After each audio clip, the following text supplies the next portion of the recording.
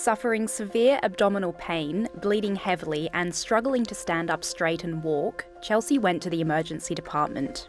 I was told that I'm a woman, this happens when it comes to menstruation and everything like that. I'll go home, rest up, you'll be fine in a few days. Ms. Parker says she was told she had an infection and was given medicine to stop the bleeding, but rather than easing, her pain got worse. It turned out that I had something called pelvic inflammatory disease that had actually scarred my fallopian tubes, and with that I needed round-the-clock antibiotic care. I needed to be hospitalised. She'll never know the full impact of that delay to her treatment 5 years ago. My fallopian tubes will forever be scarred. They won't go back to normal. Risk of not being able to get pregnant is a big thing. And it's affected her behaviour when seeking healthcare. Since then, I think I always push things a bit further than I need to because I'm gaslighting myself oh, it's not that bad, I can push through. Zoe had a similar experience when she presented at the emergency department at North Canberra Hospital earlier this year. Experiencing severe abdominal pain, uncontrollable vomiting and diarrhoea due to gallstones. Told that I was constipated and wasn't going to get any painkillers and to go home. She left still in pain and deeply hurt by the way she'd been treated. Very upsetting. You don't go to hospital because you want to, you go because you need help.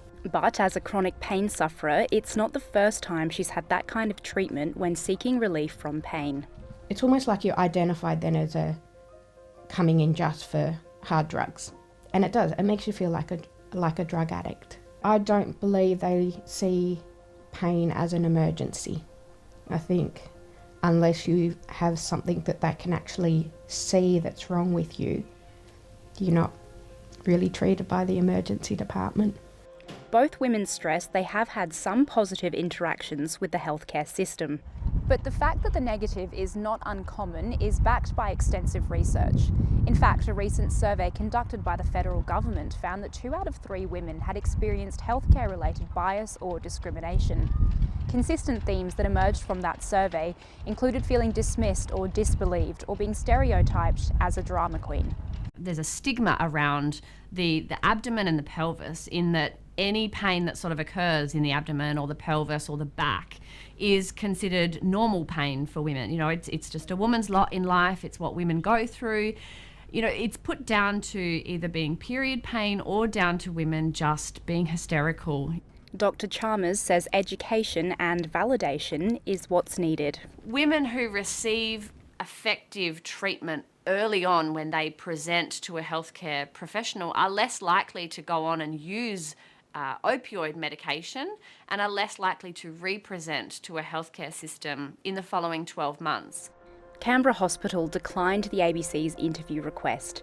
In a statement, a spokesperson said emergency departments prioritise compassionate care for all individuals experiencing pain.